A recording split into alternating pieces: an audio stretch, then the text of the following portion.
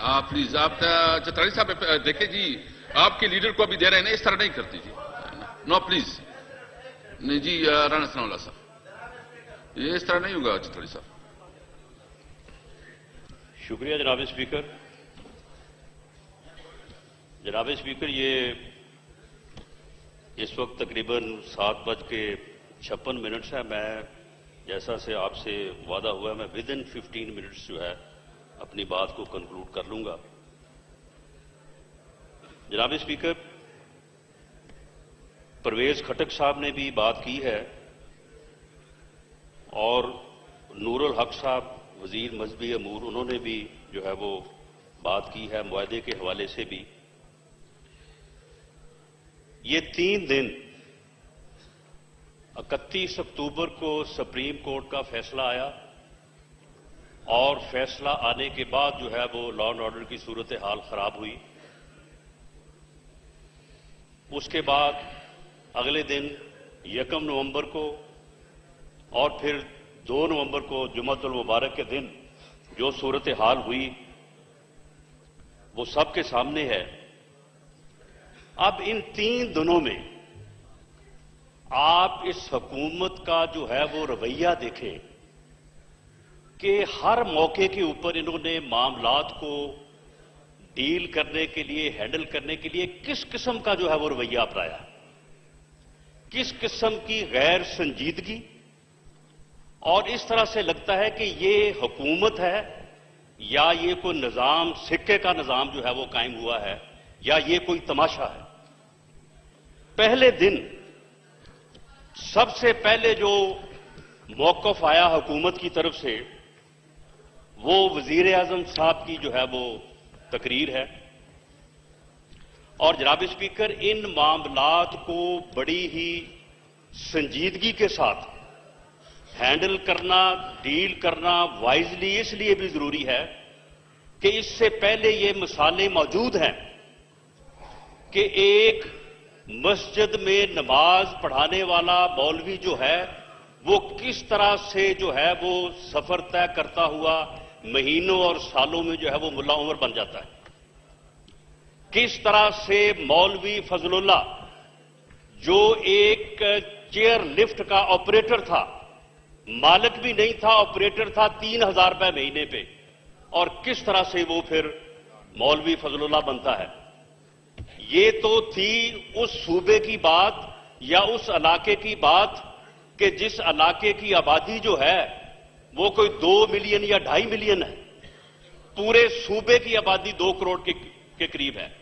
और इमरान खान साहब ये फरमाया करते थे कि भाई फाटा की आबादी जो है वो 2 मिलियन से ज्यादा है, आप ताकत का इस्तेमाल करके तो आप क्या मार दोगे सब लोगों को? किस तरह से आप अमन कायम करोगे? आप हालात को खराब कर रहे हैं। इसलिए मैं ये कह रहा हूं कि उनके साथ जो है वो बैठ के इस मामले को जो है वो वाइजली हल किया जाए।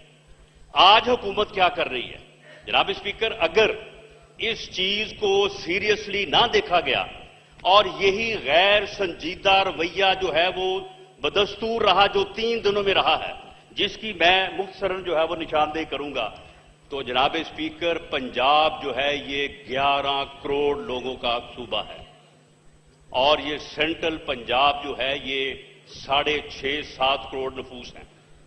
ये इनको इस तरफ लाने वाला कौन है? ये लोग जो हैं ये तो कभी सियासत में और इलेक्शन में इंटरेस्टेड ही नहीं थे। उनके आप रहनुमाओं को देखें, उनकी 60-60, 65-65 साल उम्रें, उन्होंने कभी मोहल्ले के बीटी मेंबर का इलेक्शन नहीं लड़ा। इनको कौन लेके आया था सबसे पहले NA 120 में कि जी इलेक्शन लड़ो?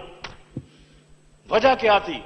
इनको इलेक्शन लड़ाना वजह थी? नहीं, वजह थी कि PMLN के वोट तोड़ो ताकि इनको जो है वो NA 120 में जो है वो बेगम कुलसूम नवाज साहबा को जो है वो हराया जा सके।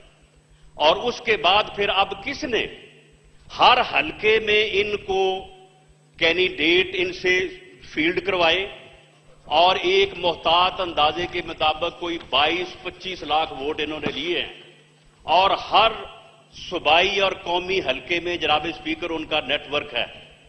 तो इसलिए अब अगर इस तरह से डील किया गया जिस तरह से ये 3 दिन किया गया है, तो फिर मैं समझता हूं कि फिर हमारा खुदा ही हाफिज है। लेकिन अब भी अगर होश के नाखून ले लिए जाएं तो ये बेहतर होगा।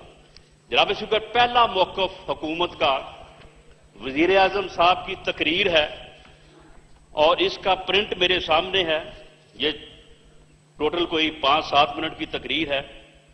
वज़ीर आज़म साहब फरमा रहे हैं कि छोटे से तबके ने रद्द अमल दिया है और जिस तरह की जुबान इस्तेमाल की है, मैं मजबूर हूं कि आपसे बात करूं।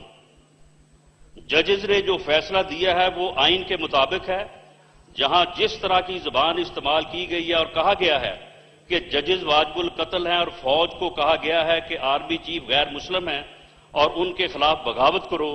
ये जो जुबान इस्तेमाल की गई है, कौन सी हुकूमत चल सकती है जिधर एक आदमी खड़ा हो के कहे कि जजेस को कत्ल कर दो और आर्मी चीफ के खिलाफ बगावत कर दो।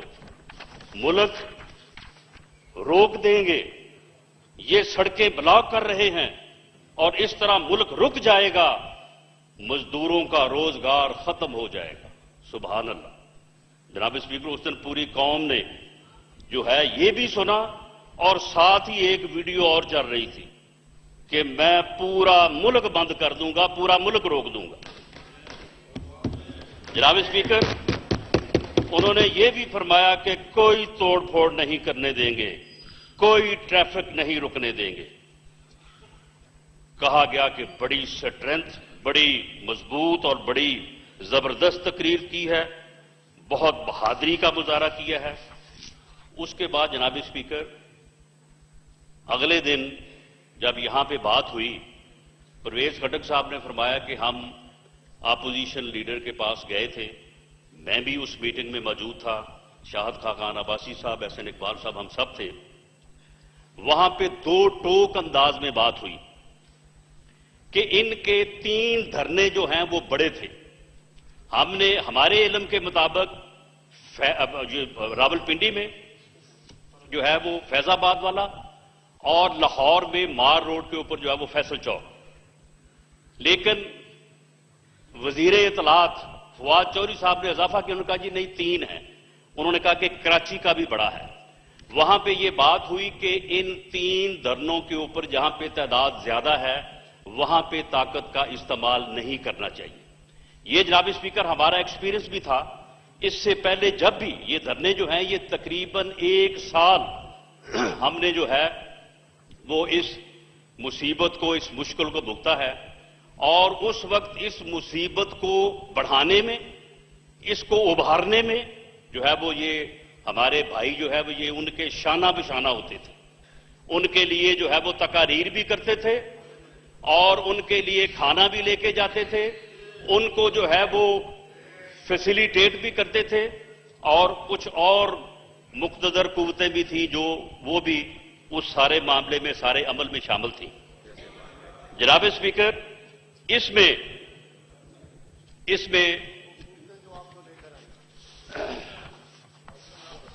बात यह है कि वो कुव्वतें वही हैं जो आपसे टिकट देने के लिए इंटरव्यू लेती रही हैं।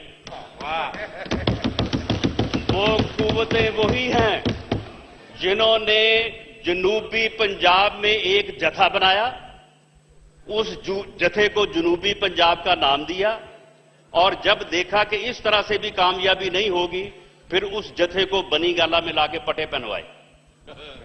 ये सारे सबको पता है। जनाब स्पीकर, ठीक है, ये एक्सपंज कर, मैं आपके अल्फाज को एक्सपंज करता हूं जी, पट्टे वाले को एक्सपंज करता हूं जी, मैं एक्सपंज करता हूं इसको। तो आप बाद में जवाब जी दीजिए। जी, बाद में जवाब।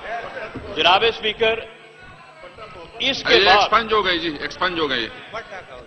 जनाब स्पीकर, पटा तो लोगों को, जनाब स्पीकर, फैसलाबाद डिवीजन में मैं 5 लोगों के पास गया। अपने मौजू को चले ठीक है, आपने एक्सपंज कर दिया है। मैं देखे, मैंने एक्सपंज ये कर दी जो बस उसकी। ये जो मेरे भाई हैं, इसके बाद अली मोहम्मद खान रिस्पॉन्ड करेंगे। ये मेरे भाई जो हैं, जनाब स्पीकर, ये जो मेरे भाई हैं जिनका तल्लक जो है वो पीटीआई से है, जो पीटीआई के कोर वर्कर्स हैं, जिन्होंने पीटीआई के मैडम, लिए तशरीफ काम रख के किया, मैंने जिन्होंने एक्सपंज कर दी। सियासी जदोजहद की, यहां पे इस वक्त भी बैठे हैं। फैसलाबाद डिवीजन में 5 लोग आजाद मुंतखब हुए। मैं उन 5 के पास मैं भी गया अपनी हमायत के लिए, अपनी जमात की हमायत के लिए। मेरे निकलने के बाद उनको ये कहा गया, उन्हीं लोगों ने जिनका ये जिक्र कर रहे हैं, कि अगर कल तक तुमने जाके पटे ना पहने बनी गाला में तो तुम्हारा जो है ना वो हाल बुरा होगा। मैं फिर वो एक्सपेंस जनाब करता हूं जी। स्पीकर, आपके जनाब अल्फाज स्पीकर, को मैं एक्सपेंस फैक्ट करता सामने हूं। रख दूं। जनाब स्पीकर, वो 5 लोग जो हैं उन्होंने अगले दिन राणा आके साहब, पटे पहने। वो 5 के 5 वजीर हैं, राणा साहब, 5 वजीर हैं। राणा साहब, ये मैं रिकॉर्ड की बात है। देखिए और आप उन अपने 5 में से जो कोई टॉपिक बंदा है- भी पीटीआई का कोर वर्कर नहीं है। किसी ने इलेक्शन से महीना पहले पटा पहना, किसी ने इलेक्शन जीत के एक्सपेंस पटा करते हैं पहना। जी। मैं 5 माइक के बंद कर 5 दूंगा। वजीर हैं। मैं माइक बंद कर दूंगा। राणा साहब, आप अपने टॉपिक पर रहे, मैं राज भाई ने माइक बंद कर दूंगा फिर। जनाब मैं फिर स्पीकर, माइक बंद मेरा कर दूंगा। टाइम उतरा जो है वो आप बीच में से फिर जो है एक्सपेंस करता हूं वो जी। इनको ये बात कर लें, फिर मेरा टाइम उतना काट लें फिर आप। नहीं नहीं नहीं, नहीं इस तरह नहीं, इस तरह नहीं, इस तरह नहीं, इस तरह नहीं। देखिए, हमारी एक अंडरस्टैंडिंग हुई थी कि हम जो भी बात करेंगे पार्लिमानी अदाब के अंदर बात करेंगे, एक दूसरे के साथ एक मुहज़्ज़ब तरीके से बात करेंगे। तो मेहरबानी करे ऐसे अल्फाज ना इस्तेमाल करें कि जिसको मैं एक्सपेंज करूं, प्लीज। इसके बाद अली मोहम्मद पट्टे साहब की जगह रिस्पॉन्ड दुपट्टे करेंगे का लफ्ज इस्तेमाल कर देते हैं। जी। डोगर साहब, तो डोगर साहब, कोई बात? जनाब स्पीकर, आपने हमेशा अपोजिशन को साथ लेकर चले हैं और हमेशा इनको आपने स्पेस दी है। हम पिछली टर्न्योवर में अपोजिशन में थे, पॉइंट ऑफ ऑर्डर पे कभी 15-15 मिनट लंबी सियासी तकरीरें नहीं होती, एक पॉइंट ऑफ व्यू बयान किया जाता है। यहाँ डिप्टी स्पीकर अब्बासी साहब बैठे होंगे, उनसे कसम लेकर पूछ लें, क्या कभी अपोजिशन को उन्होंने इतना टाइम दिया? तो अगर उन्होंने सियासी तकरीर करनी है तो बाहर करें, टू दी पॉइंट बात करें और माहौल को ठीक रखें। जी प्लीज राणा साहब, आप प्लीज बस टू द पॉइंट हो। पे जब डाकू की गर्दान करते हैं तो 20-20 मिनट करते हैं, वो किस पॉइंट ऑफ ऑर्डर पे करते हैं ये? और जनाब स्पीकर, मैं ये एक बात कह दूं कि ये डाकू की गर्दान में और गुंडा राज की गर्दान में जो ये छुपाना चाहते हैं ना, जिस दिन हमने फिर यहूदी लाबी और यहूदी बच्चे की गर्दान शुरू की ना, फिर हमें रोक कोई नहीं मैं सकेगा। एक्सपेंस करता हूं। कोई नहीं रोकेगा। मेरा ख्याल में इस तरह ये के जो ये अपना रवैया राणा ये साहब, ठीक कर ले। हमने इनको 100 दिन दिया है, मैं पीपल 100 पार्टी दिन को अभी दिया इनको हमने। नहीं नहीं, इस तरह नहीं राणा साहब, इस तरह नहीं जनाब राणा साहब, इस तरह स्पीकर, नहीं। देखिए राणा ये- साहब, एक मिनट आप प्लीज एक मिनट देखें। आप यहां सारी सीनियर पॉलिटिशियन हैं, कौम आपकी तरफ देख रही है। मेरी रिक्वेस्ट होगी कि बिल्कुल आप जो बात कहें बिल्कुल करें, अपना नुक्ता नजर पेश करें, लेकिन पार्लिमानी अदाब की यही तो गिल्ला होता है कि फिर इस तरह ना करें ना। मेरी रिक्वेस्ट होगी और मैं समझता हूं कि नहीं राणा साहब, आप प्लीज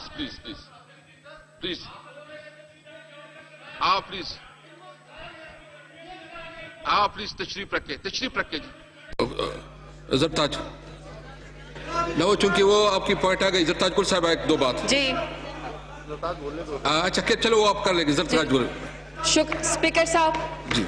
जरताज बोलो आप जी एक दो मिनट।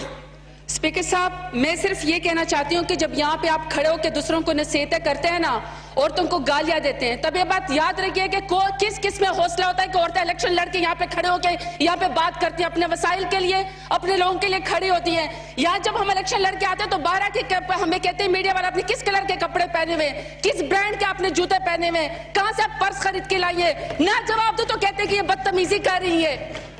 आपके साथ जब आप किसी मीडिया के चैनल के ऊपर बैठ के कहते हैं तो आप लोग को क्या यह भूल जाता है कि ये खातून किसी की बेटी है, किसकी माँ है? 4 साल की मेरी बेटी है। बहन मेरी ऑस्ट्रेलिया में बैठ के मुझसे सवाल करी कि कौन सी वीडियो, किसकी वीडियो।